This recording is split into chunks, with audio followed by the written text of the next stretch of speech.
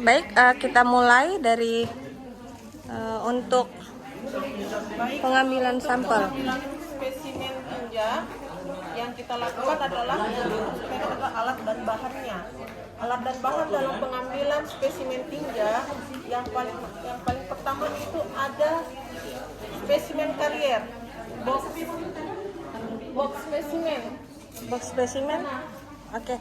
Boleh dibantu teman-teman, boleh? Teman kelompok. Yang di dalam box spesimen ini ada cool pack atau pendingin yang di dalamnya cair. Kemudian dilanjutkan ada hand screw, kemudian masker, kemudian ada spidol untuk menulis ini apa label, ada kantong plastik besar, kantong plastik kecil 2, kemudian ada tabung atau pot tinja, kemudian biasa kalau dibutuhkan menggunakan sendok makan atau menggunakan ini untuk pengambilan tinjanya. Kemudian tadi saya sudah sebutkan ada handscoon, ada masker, kemudian ada formulir pengambilan spesimen dan C1, kemudian ada label.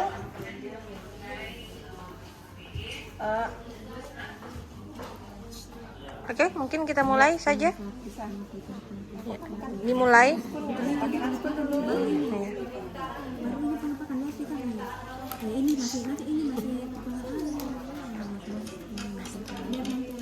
Setelah mendapatkan kasus A, F, B dikatakan, kemudian kita mengambil tinja, diusahakan yaitu dua spesimen tinja yang antara spesimen 1 dan spesimen 2 itu 24 jam pengambilan.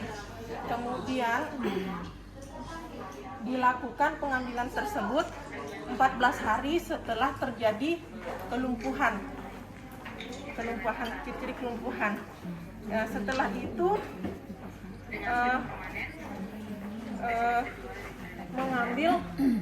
mengambil spesimen 2 pot ya.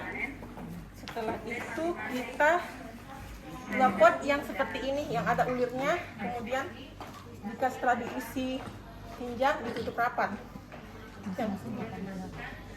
Kemudian kita anjurkan ke pasiennya untuk melakukan BAB atau buang air besar di tempat yang bersih, beralaskan plastik atau kertas yang setidaknya tidak terkontaminasi dengan tanah atau barang-barang yang beresiko membawa tambahan lagi kuman-kuman atau virus.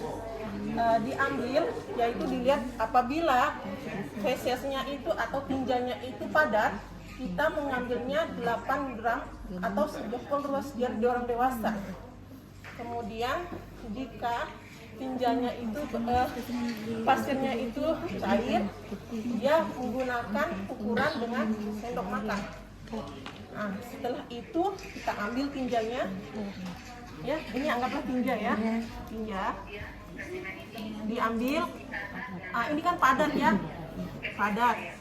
Kemudian kita ambil, ini saya perkirakan saja 8 gram ya, dikasih masuk di tabungnya. Ini agak susah. Kemudian ini kan ada ulirnya, ditutup rapat, kemudian diisikan label.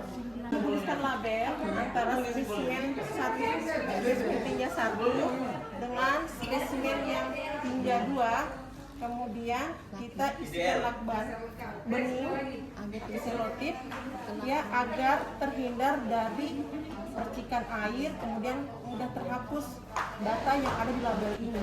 Baik, demikianlah sesi praktek pengambilan sampel dan akan dilanjutkan oleh Bu Lastri, yaitu mempraktekkan sesi pengepakan sampel. Silakan dinonton. Melakukan proses pengepakan kita harus menggunakan APD dulu, yaitu menggunakan masker dan menggunakan handscoon. Ini sudah ada spesimen tinja yang sudah diambil dalam 24 jam. Nah, ini kita masukkan di plastik kecil ya. Sudah tadi. Menggunakan plastik kecil.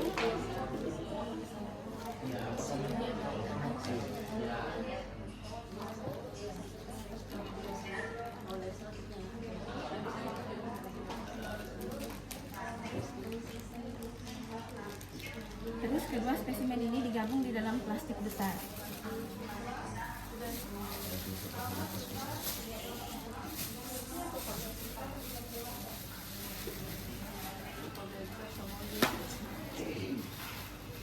Kemudian dimasukkan ke dalam pipet. Bantu dulu.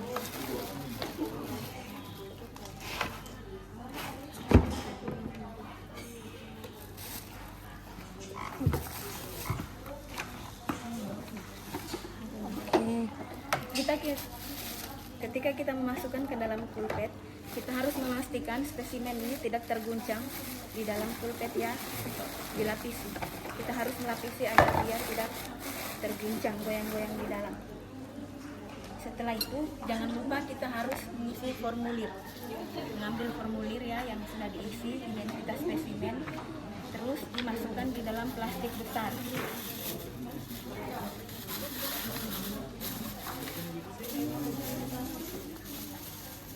Setelah itu kita masukkan juga di dalam. Terus kita tutup ya dalam keadaan rapi. Untuk tahap terakhir kita harus memberikan lakban di pinggir agar tidak terguncang ketika proses perjalanan.